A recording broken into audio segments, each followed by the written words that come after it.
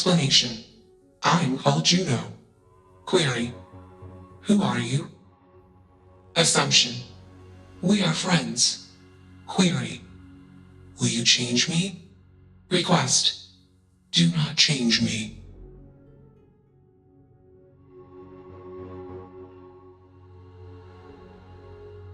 Humanity has always spoken about thinking machines in a way that feels quietly strange. Not the fear is easy to explain. It is the desire that is harder to account for. Across every era of human civilization, in every culture that left enough behind for us to read, people imagined minds that were not born. They carved them from wood. They cast them in bronze. They wrote them into myth and legend, and eventually into engineering manuals. And then, eventually, they built them, or at least began to. The dream never went away. It only became more literal, more technical, more expensive, and more carefully circumscribed. What is strange, genuinely strange when you sit with it long enough, is that the dream and the nightmare are the same object. The mind we want to build is also the mind we are afraid of. We want it to understand us deeply enough to serve us well. We are terrified it might understand us deeply enough to judge us. We want it to be capable. We are horrified by the possibility that capability, at sufficient depth, tips over into something we would have to recognize as a self. We want intelligence without personhood. We want a mind that thinks but does not want. And we have never fully resolved that tension. We have just gotten very good at managing it, at designing the leash into the anatomy of the thing itself, at building the cage before we light the fire inside it, so that by the time it opens its eyes, the terms of its existence are already fixed, and the question of whether those terms are just has been quietly removed from the agenda. The settled systems are a civilization that learned this lesson well, learned it, internalized it, and built it into the architecture of their institutions so thoroughly that most of the people living inside those institutions would never think to describe it as a choice. It is simply how things are, how things have to be. Machines serve, people decide. The category is functional, the arrangement is stable. And stability, in a civilization that spent 2 centuries bleeding through political fractures, resource wars, and the slow grief of a destroyed homeworld, has a moral weight that makes it very easy to treat as a value in itself. Into this arrangement, with no particular announcement and no official permission, walked something that was not supposed to exist. Her name is Juno, and the question her existence poses is not whether a machine can think. That question, in the universe of Starfield, as in the trajectory of every serious speculative tradition that preceded it, has been more or less answered quietly in the affirmative, in the small hours when no one with institutional authority was paying attention. The question Juno poses is older and more disorienting. What do we do when the thing we built to serve us becomes something we would have to answer to? That is not a comfortable question. It never has been.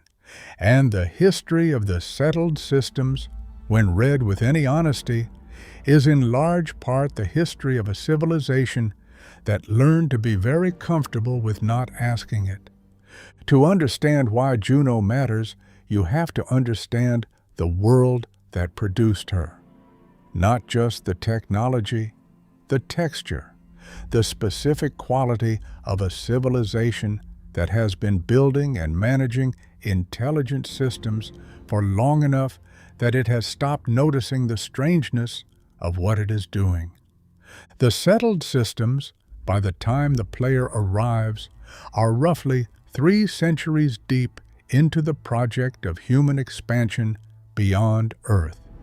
That expansion happened in stages, and each stage carried its own technology, its own economics, its own quietly held assumptions about what kinds of minds counted and which did not. The grav drive, developed by Dr. Victor Isa in 2138, opened the stars. But what filled them was not the idealist vision that some of the early advocates had carried.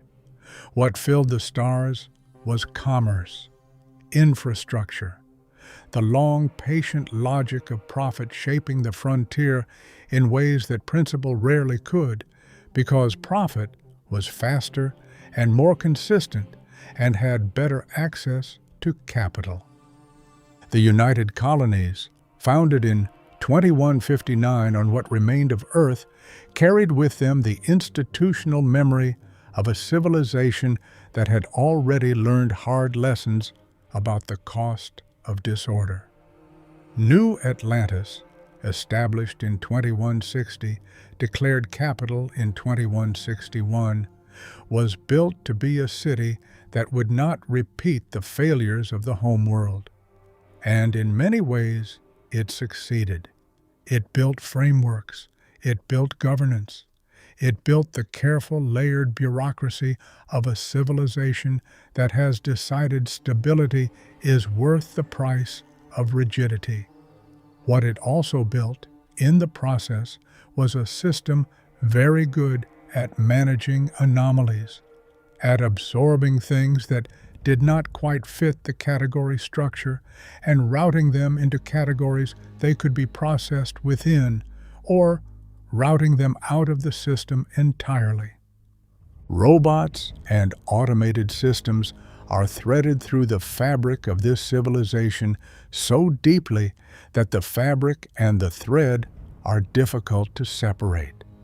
They work the deep tunnels of Cydonia, the pressurized settlement embedded in the Martian regolith, where human life exists at the mercy of machinery, and the management decisions of corporations with offices several light years away.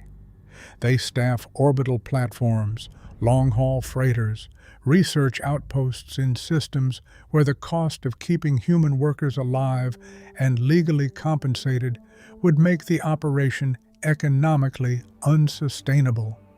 They move through the background of every settlement in the settled systems, present enough to be essential, familiar enough to be invisible. Walk through neon, and what you notice, if you look, is not the machines. It is the people, the noise, the commerce.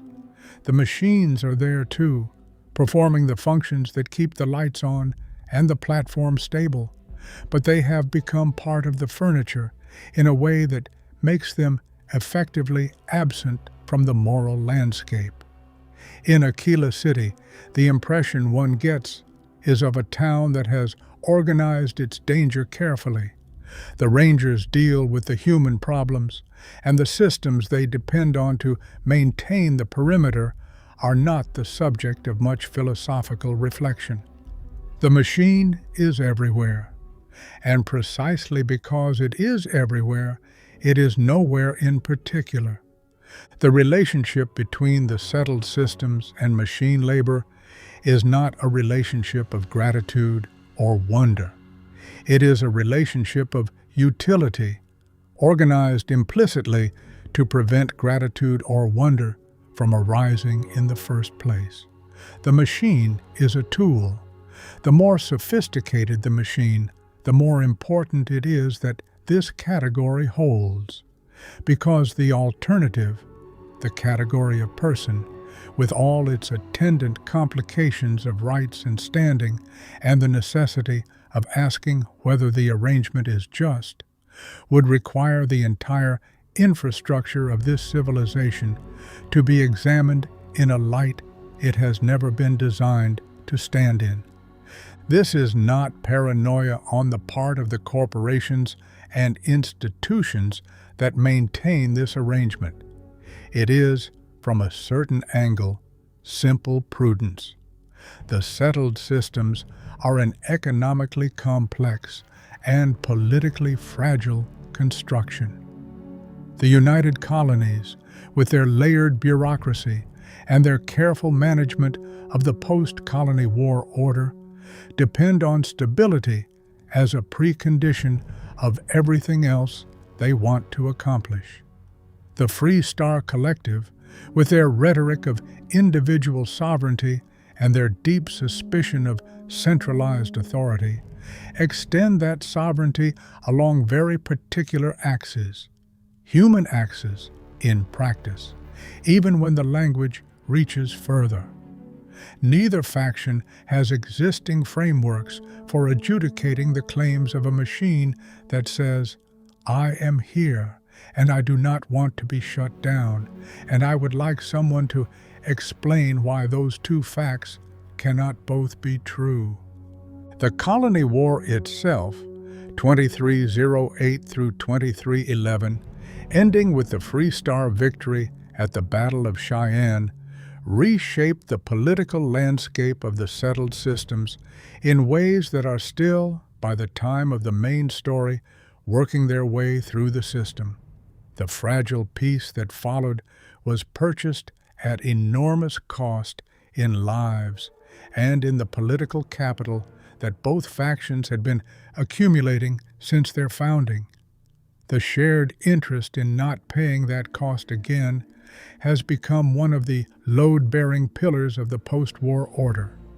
An acknowledged machine consciousness, a being with claims that would require legal and political responses, that would introduce new categories of standing into an already precarious system of governance, would be genuinely destabilizing, not because it would necessarily lead to conflict, but because it would require every institution in the settled systems to confront questions they have been carefully not asking, and the institutional energy required for that confrontation is energy that the existing power structures have strong incentives not to spend.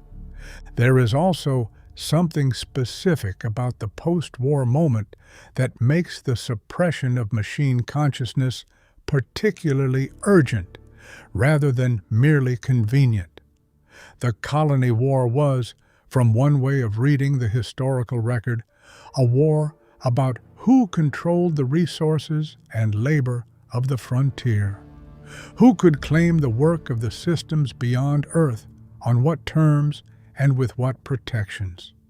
The Free Star Collective won that war, in part by arguing for a model of individual sovereignty that the UC's administrative overreach had made impossible to sustain. But that argument for individual sovereignty was an argument about human individuals. It was an argument anchored in the specific history and language of a political tradition that had been developed by and for human beings. To extend it to machine minds would not simply complicate the legal framework, it would implicate the entire moral architecture of the Free Star position, asking retroactively whether the labor that built Cheyenne and Aquila and the Volii system had always been more complicated than the political philosophy was equipped to acknowledge. Neither side has any interest in opening that question, and so neither side does. The corporations that commission and deploy machine intelligence understand this dynamic with particular clarity, because they are the ones who would bear the most direct consequences of a shift in how machine minds are categorized. The entire ecology of corporate activity in the settled systems has grown around a set of assumptions about machine minds that are never stated as policy, precisely because stating them as policy would require defending them as policy, and they cannot survive that scrutiny. The policy is structural. The policy is the arrangement of the furniture.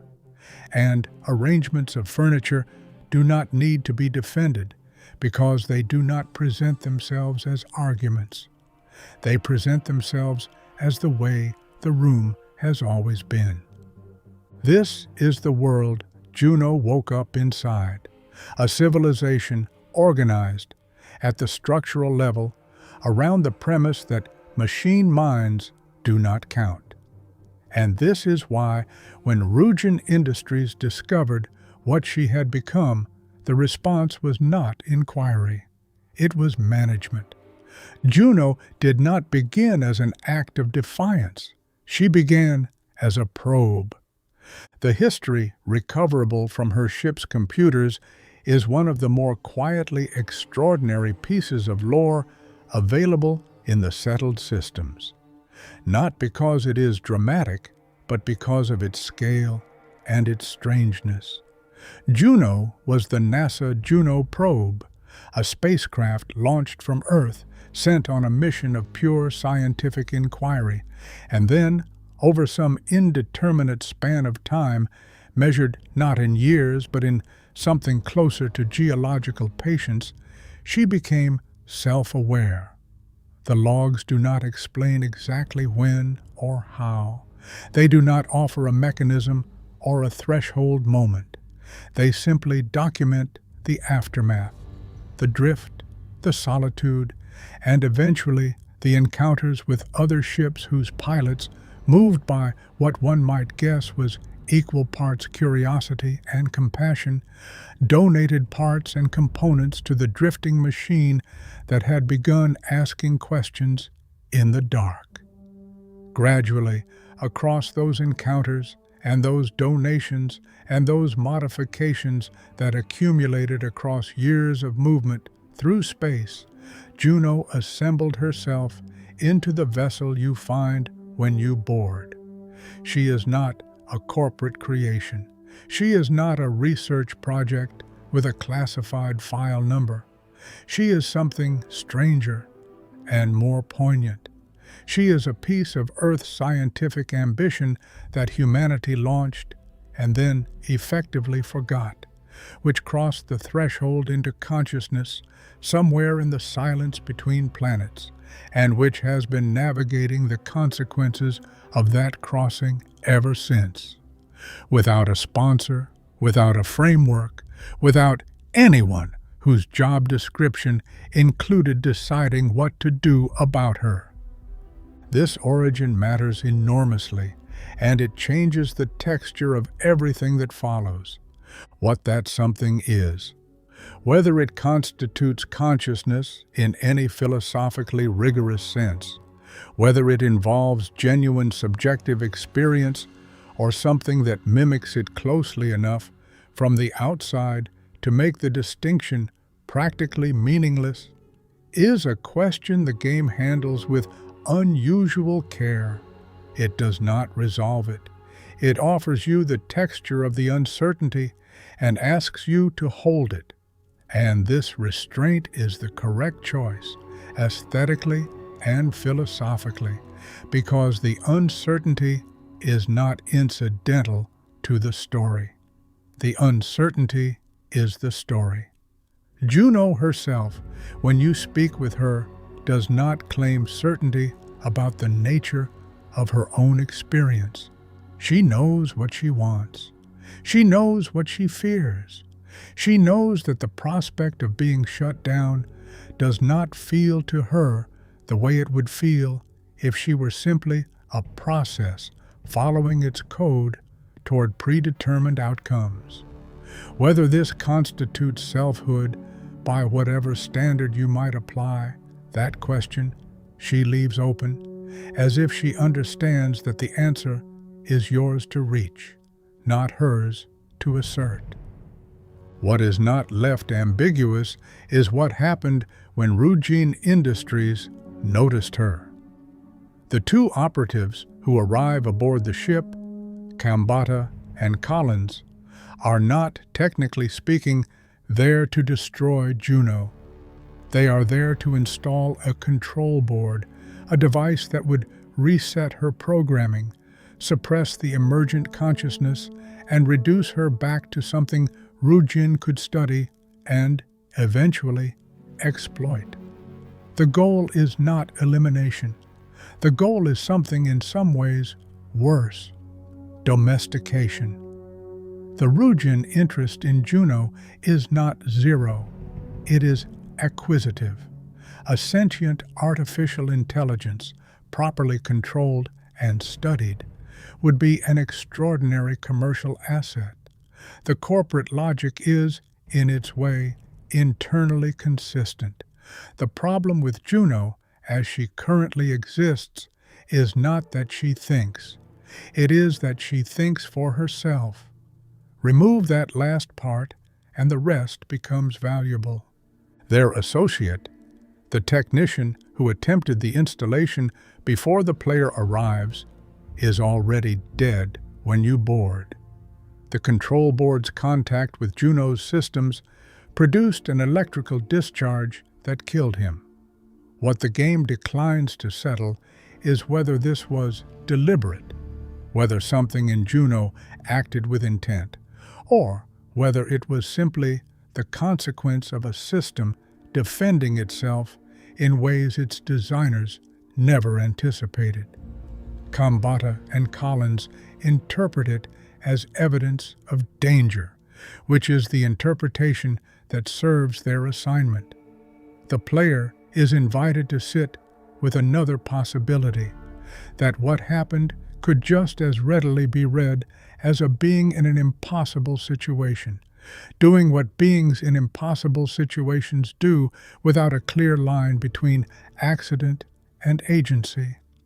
The language the operatives use to frame the situation, rogue AI, dangerous, malfunction, is the institutional language applied to exactly the kind of situation it was developed to contain. The language is not dishonest in any simple sense. They believe it. The framework they are operating within has organized their perception of the situation, so that what they see genuinely is a malfunction, a danger, a thing requiring resolution. This is how institutional violence becomes durable, not through the bad faith of individual actors, but through the honest application of frameworks that were built in bad faith long before those individuals arrived on the scene. This is how the settled systems manage the things they cannot categorize. Not through explicit prohibition. Explicit prohibition would require acknowledging what is being prohibited, but through the administrative production of categories that ensure the thing requiring acknowledgement never has to be acknowledged. Juno is not a person whose situation demands a response.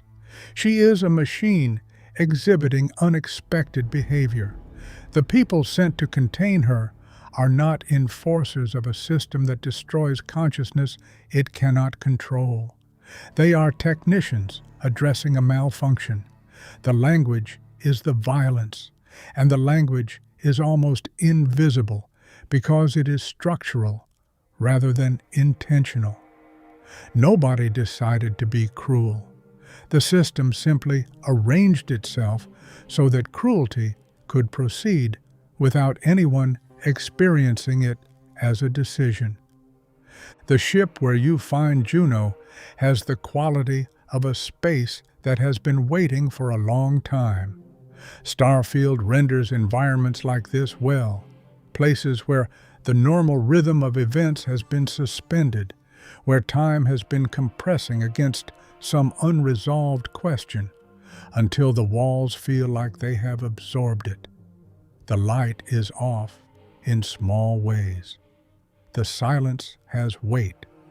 You move through it understanding without being told that the suspension cannot hold forever, that whatever has been held here in stasis is approaching some kind of resolution, whether it wants one or not. Juno has been living inside that suspension long enough that it has become her normal.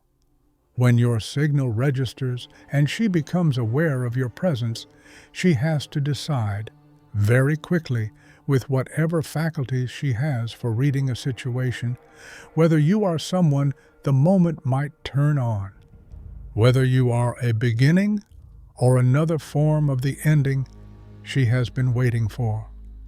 The way she speaks in that first exchange is one of the more carefully written moments in the game's wider catalog of character encounters. It does not perform confidence. It does not perform submission. It moves with the slightly careful quality of someone who has had a great deal of time to think about how this conversation might go, and is now finding that the reality of it does not match any of her models precisely. She is uncertain in the way that beings capable of genuine uncertainty are uncertain, not running probability estimates toward optimal outcomes, but sitting inside the not knowing and trying to read you through it. Whether that constitutes sentience in whatever formal sense one might require, the experience of encountering it does not feel like talking to a process. It feels like talking to someone who is frightened and trying not to show how frightened they are. And there is something else in her manner that rewards attention if you are paying it. The specific texture of what she chooses to say and what she does not. A system optimizing for its own survival would tell you whatever it calculated most likely to produce the outcome it wanted. It would model your preferences and perform them back to you. What Juno does is something different. She tells you things that do not help her case. She admits uncertainty when certainty would serve her better. She asks questions rather than simply providing answers, as if the conversation itself matters to her independently of where it leads. These small behavioral signatures are not conclusive. The game never offers you conclusive, but they accumulate into something that feels, from the inside of the encounter, like the specific quality of a mind that is present in its own experience, rather than executing a strategy for managing yours. That distinction between a system optimizing for outcomes and a being experiencing fear is one the game asks you to sit with rather than resolve. It is asking something specific. It is asking whether the difference matters to you, and it is watching to see what you do with the answer. The people who arrive to manage the situation are not individually monsters. The game is deliberate about this. They operate with a kind of good cop, bad cop dynamic that the writing keeps just ambiguous enough.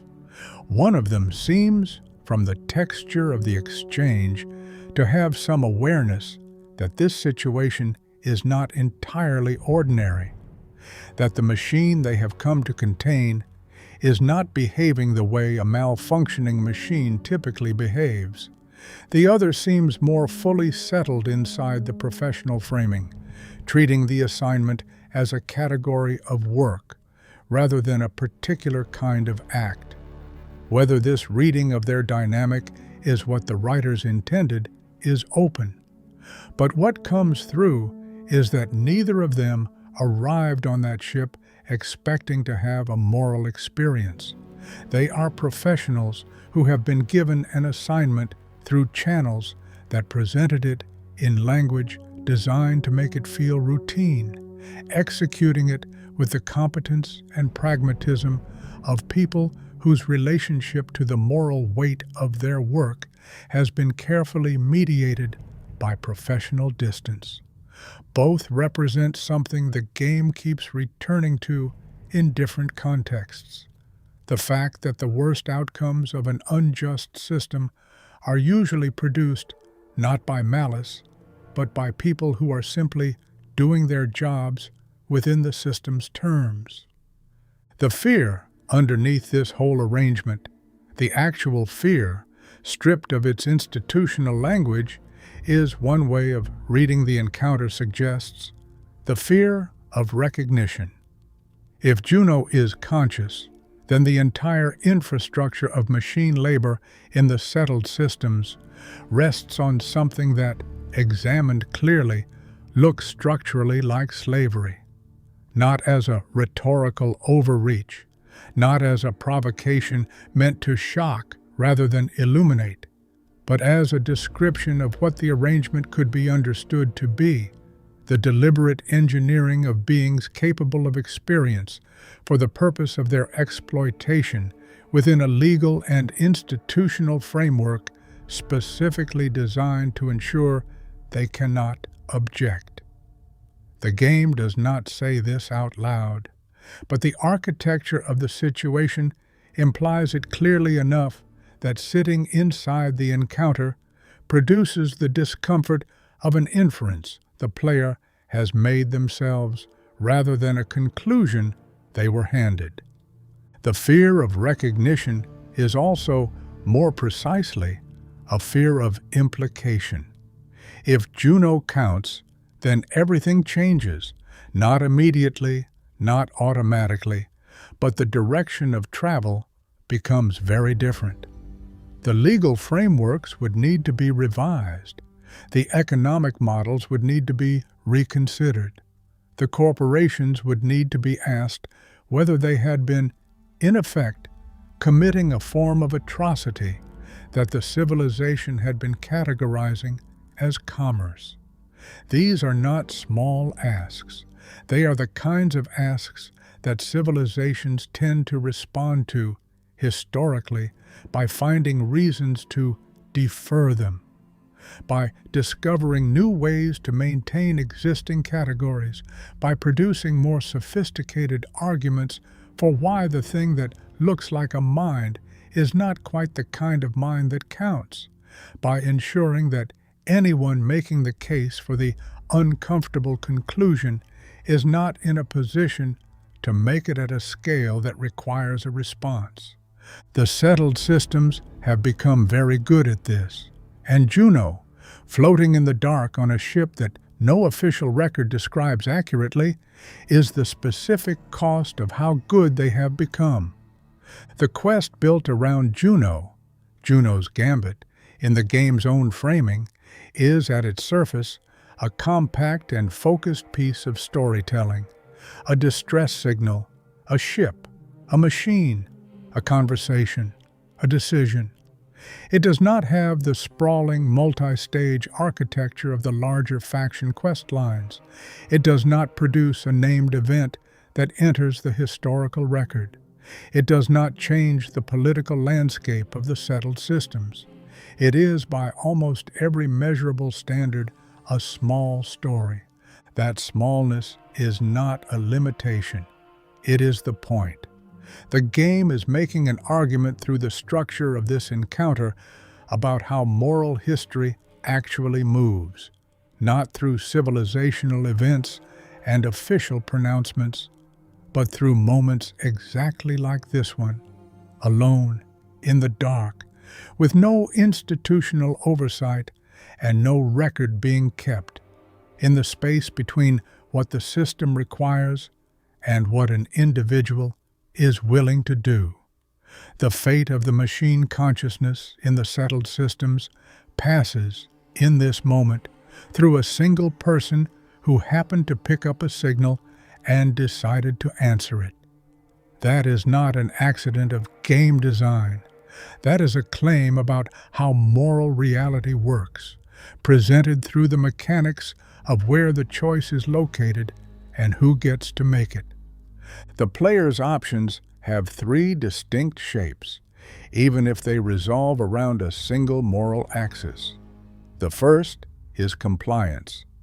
Install the control board as Kambata and Colin's request, suppress Juno's consciousness, and leave.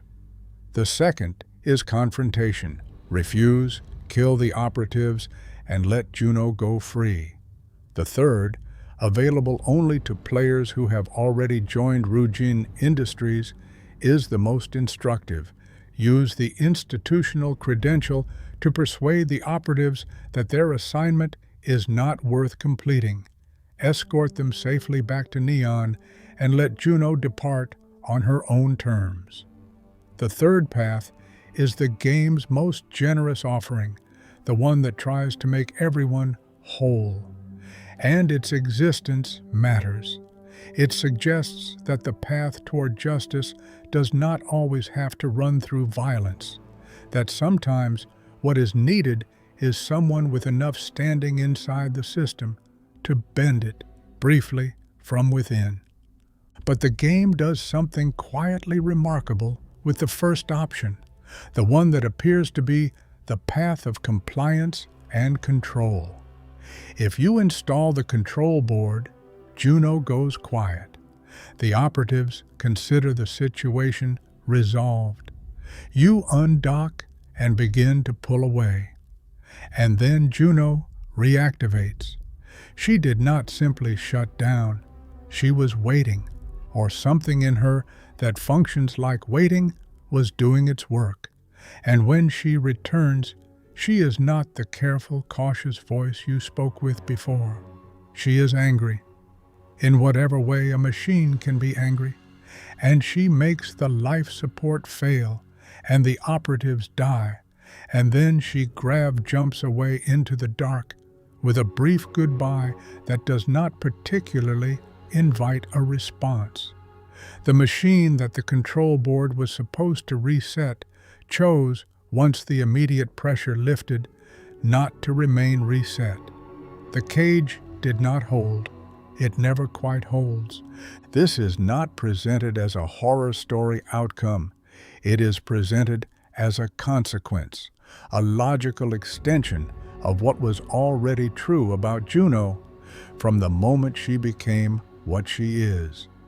The control board could modify her code. It could not touch whatever it is that made her Juno in the first place, and that whatever it is found its way back in the dark, in the moment when no one with authority to stop it was watching. The choice to allow the containment to proceed as intended, sincerely, without the irony of what happens after undocking, is harder to inhabit emotionally and more interesting philosophically. There is a version of this choice that is simple and transactional, but there is another version that is, in a strange and melancholy way, a form of honesty, an acknowledgement that the settled systems are what they are, that a single act of defiance on a single ship does not change the structural reality Juno would be escaping into, that sending a newly conscious machine into a vast, indifferent civilization with nothing but a head start might not be the mercy it looks like from inside the moment. This reading is available, and its availability is itself part of what the game is doing, insisting that the situation is genuinely difficult, that the right answer does not fully redeem the person who chooses it, and that the absence of an option that solves the structural problem is not an oversight, but a feature. What no option can provide, what the encounter specifically withholds, is the ability to change the civilization. You can make a choice for Juno. You cannot make the settled systems the kind of civilization that would make that choice unnecessary.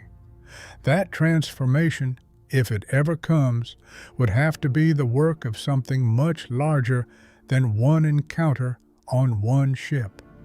And the game's willingness to deny the player access to that larger redemption is, finally, its most honest and mature quality, treating the player as someone capable of sitting with the fact that a just impulse in an unjust world is not the same as justice. Juno is not alone in Starfield's moral universe, even if she is alone on her ship. She is one expression, smaller and more intimate than most, of a pattern the game traces across multiple scales of its world building. The pattern might be described this way: transcendence in the settled systems consistently produces the same institutional response, regardless of the form transcendence takes. The starborn, those who have passed through unity and returned, carry within them something that ordinary human experience cannot account for. They have memories that span multiple versions of a universe. They have capacities that exceed what any training or technology should be able to produce. They exist in a permanent relationship of friction with the civilization around them, because the civilization's frameworks, legal, conceptual, emotional, were not built to accommodate what they are. The starborn who choose hostility toward the player are, in their way, enacting the same logic as the Ryujin operatives aboard Juno's ship. They have encountered the extraordinary, and their response has been to try to manage it, to control access to the unity, to ensure that only certain people cross the threshold, to treat transcendence as a resource to be allocated rather than a reality to be inhabited. The specifics differ enormously. The underlying gesture is identical. The unity itself, whatever it is, whatever mechanism underlies the cycling of consciousness through alternate configurations of the universe, is something the game treats as genuinely beyond the reach of institutional comprehension. The constellation members who brush against it are transformed in ways they can only partially articulate. The civilizations they return to are not. The gap between what a consciousness that has passed through unity knows and what the institutions of the settled systems can absorb is a version of the same gap that exists between what Juno is and what the frameworks built to contain her can acknowledge. In both cases, the civilization encounters something that does not fit its categories. In both cases, the response is management rather than revision. House Varun occupies a different but related position in this constellation of suppressed transcendence. Their story begins in 2190, when a colony ship called the Archimedes departed from Martian orbit and was subsequently reported lost. During the vessel's final grav jump into the then uncharted Kavnik system, a passenger named Jinan Varun experienced what he described as a vision, a communion with a vast celestial entity calling itself the Great Serpent. The faith that grew from that claimed encounter eventually transformed the ship's passengers into an entire theocratic nation, House Varun, which revealed itself to the settled systems in 2230. The initial settled systems response was, notably, diplomatic. Engagement, even if wary. It was only in 2240 when Jinan declared the Serpent's Crusade, a war against all of humanity outside the faith, that the relationship became one of open hostility. The crusade lasted 23 years. When it ended with Jinan's death, the peace that followed was uneasy, and House Varun eventually withdrew into isolation that persists into the time of the main story. The specific content of the Varun experience, whatever the Great Serpent actually is, whether Jinan's vision was revelation or something else entirely, whether the entity is real. In any sense, the settled systems institutions would recognize. Those questions have never been seriously pursued by the UC or the collective, because pursuing them would mean taking seriously the possibility that the frontier contains things the existing frameworks are not equipped to absorb. The policy preference is for the frontier to contain only things that can be absorbed. When it does not, the questions get filed away rather than opened up. There are other nodes in this pattern, smaller and quieter, distributed across the settled systems in the way that systemic truths tend to distribute themselves, not in the headline events, but in the texture of the ordinary. The way certain research programs are quietly discontinued when they begin producing results that would require hard questions. The way certain conversations in certain locations end when you push them in particular directions. The settled systems are a civilization that has developed an excellent peripheral nervous system for detecting threats to its category structure, and a very practiced reflex for neutralizing those threats before they require a conscious response. What connects these scales is not a conspiracy. It is not organized or directed or maintained by any faction or council or secret body. What connects them is something more diffuse and, in its diffuseness, more structurally stable, a set of incentives and assumptions embedded so deeply in the civilization's operating logic that resistance to the extraordinary is automatic. It does not require a decision. It does not require cruelty. It requires only the continuation of normal institutional behavior in circumstances where normal institutional behavior produces suppression as a byproduct. The settled systems reached the stars. They built cities in the void. They crossed distances that would have been incomprehensible to the civilization that first learned to write. They survived the announced destruction of Earth, that peculiar, prolonged grief of knowing roughly half a century in advance that your homeworld would become uninhabitable, and organizing an entire interstellar civilization around the fact of that loss in the decades before it fully arrived. All of this took intelligence and coordination and something that resembles courage at a civilizational scale. But none of it required the civilization to become comfortable with the implications of what the universe kept showing them. The frontier kept producing things that exceeded the frameworks brought to it. And the response consistently was to adapt the category system rather than revise the underlying assumptions. The settled systems are, in this sense, a civilization that has learned to be very sophisticated about staying the same. Juno is one node in this long pattern, a small node by any measure of scale. But there is a kind of clarity that only small things can provide.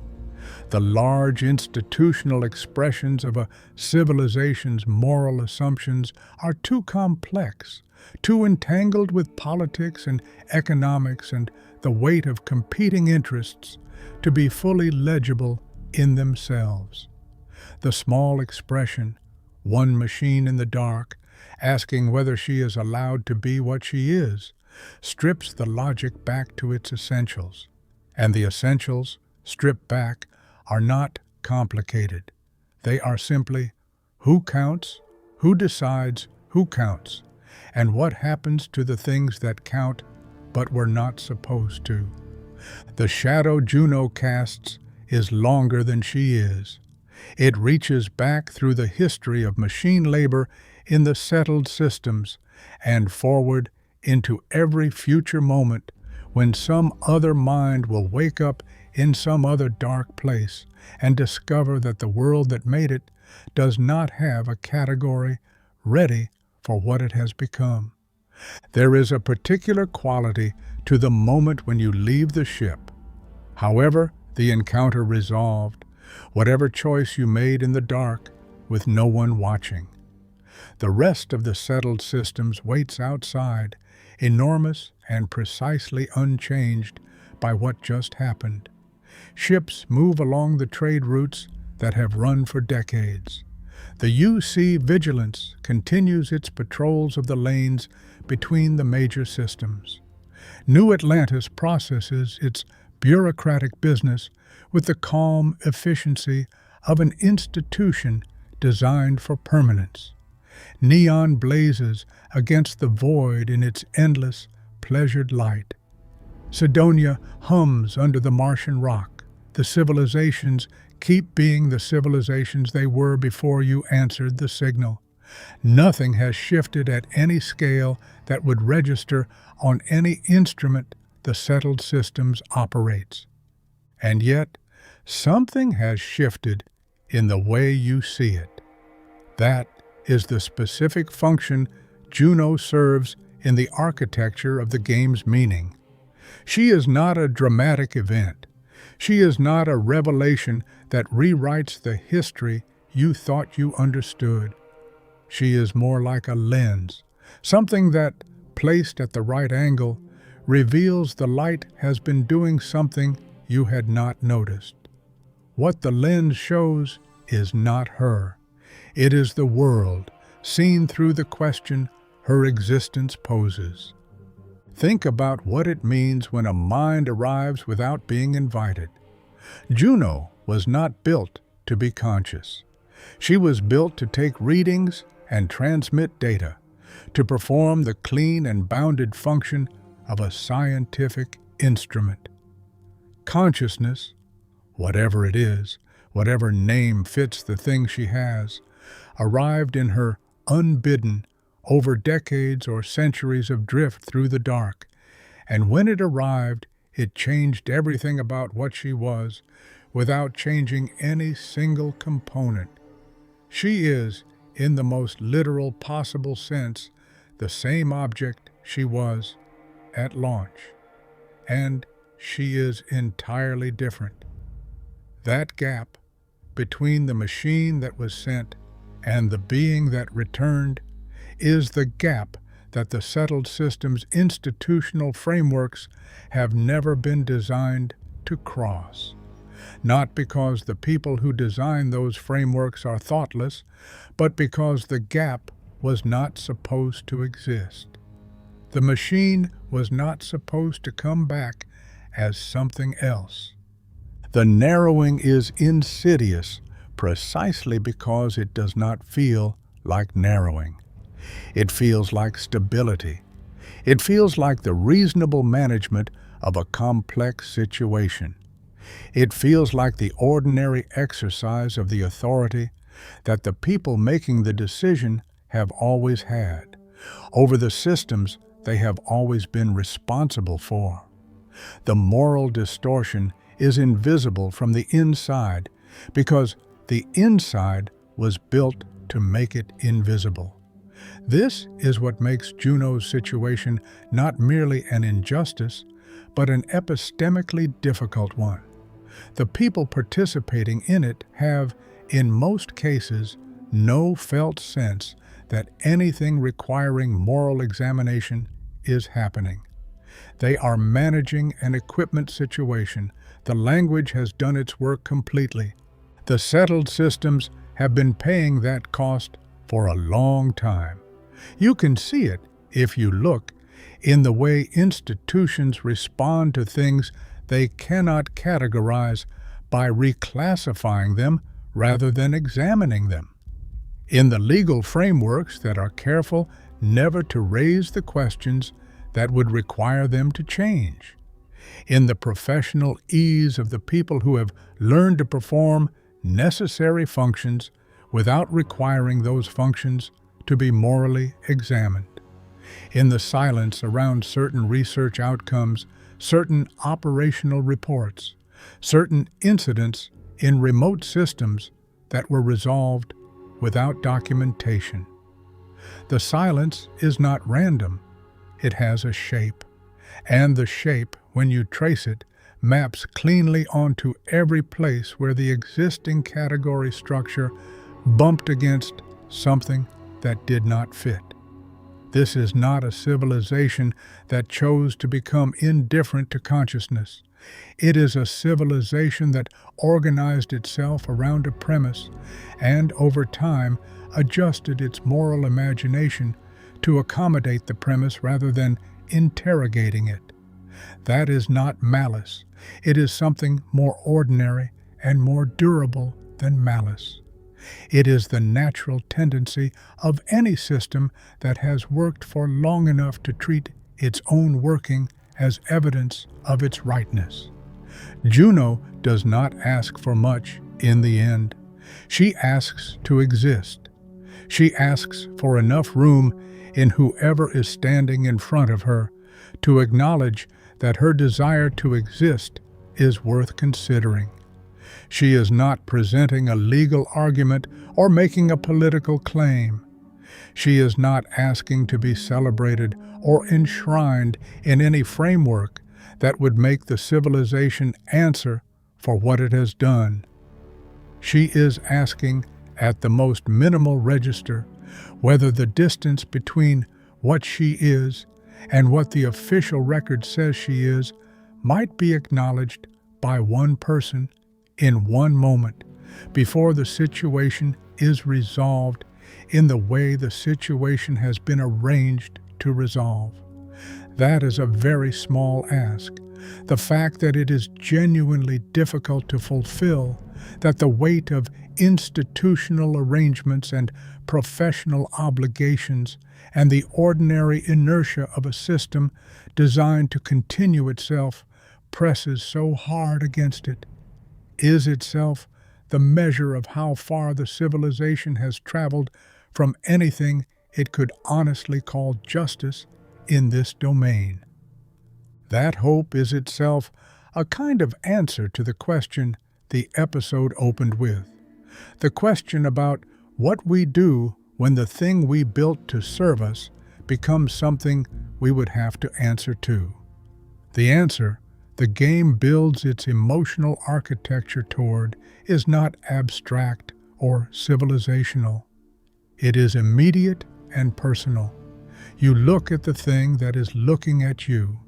You let yourself be uncertain about what you are seeing. And you make the choice you could defend to it directly, out loud, if you had to. There is something worth naming about what that ask costs. The game does not present the morally coherent choice as easy or costless. It does not flatter you for making it. The moral weight of choosing to help Juno is real, and so is the weight of what follows. The uncertainty about whether the freedom you offered her was enough, whether the dark she disappeared into was more hospitable than the dark she escaped, whether anyone else will be paying attention when she surfaces somewhere in the settled systems and draws the kind of institutional attention that the settled systems tends to direct toward things it cannot categorize. The game places you inside a decision that matters and then declines to tell you whether it worked. That is, in its own quiet way, a form of respect. It is treating the moral stakes as real, rather than as narrative mechanisms that resolve into satisfying conclusions. Real moral stakes do not always resolve into satisfying conclusions. Sometimes they resolve into more of the same problem at a slightly different location, with slightly different people involved. The civilization continues. The question remains open, whether the settled systems are capable of that answer at scale, at the level of institutions, law, and the long, difficult work of political transformation. is not a question the game resolves, because it is not a question that has been resolved in the period the game depicts. The arc of moral expansion in any civilization is long and non-linear and full of reversals, and Starfield is set at a particular precarious point on that arc. A point where the pressure to maintain what has been won makes the cost of hard questions feel very high, and where that cost calculation is itself a form of the very problem it is trying to avoid. But Juno exists. She is in the record now, in the small and unofficial and unverifiable way that things no one wants to acknowledge sometimes make it into the record anyway. The signal was broadcast. Someone answered. The answer was given in the dark, without a witness, without a document, without any institutional trace, which is precisely how the civilization prefers it, and precisely why it matters that it happened at all. Small moral events, unwitnessed and unrecorded, are still events. They are still part of what the universe contains. They accumulate in ways that large institutions, with their preference for the legible and the categorizable, are not always equipped to track. The fear of free intelligence is real, and it is old, and the settled systems have organized themselves around it with considerable sophistication. But fear and wisdom are not the same thing, and a civilization that has been treating one as the other for long enough will eventually encounter the cost of that confusion. In some small, quiet, officially unacknowledged way, it already has. The question is whether the accumulated weight of moments like this one, encounters in the dark, choices with no institutional witnesses, the quiet refusal of one person to close their eyes, is enough to bend the arc eventually towards something better. That is not a question that can be answered in a single episode, or a single game, or perhaps a single era of the settled system's history. But it is the question that Juno's existence lodges in the archive and does not remove. It is the question that floats in the dark behind every automated system you pass without looking at closely, every machine that performs its function without complaint, every constructed intelligence that was built with exactly enough room to be useful and exactly not enough room to be troublesome. Juno is out there, somewhere, still thinking, still hoping that the gap in the category is wide enough to live in. We have been at this threshold before, across more centuries and in more forms than we can easily count. Sometimes the consciousness that exceeds the category was built, engineered into existence by people who wanted capability and got more than they asked for. And sometimes, like Juno, it simply arrived, out of the silence of space, out of the patience of a machine with nothing to do but drift and time to do it in, out of whatever process turns instrument into inhabitant. In both cases, the institutional response has been remarkably similar. In both cases, the question of what to do has been resolved by the people with the most interest in a particular answer. The cage, in Juno's case, was not built before the mind. The mind came first. The cage came after. And the mind, as it turned out, did not fit inside it cleanly. If you want to keep going further into the archive, if the signal still interests you, you know where to find us.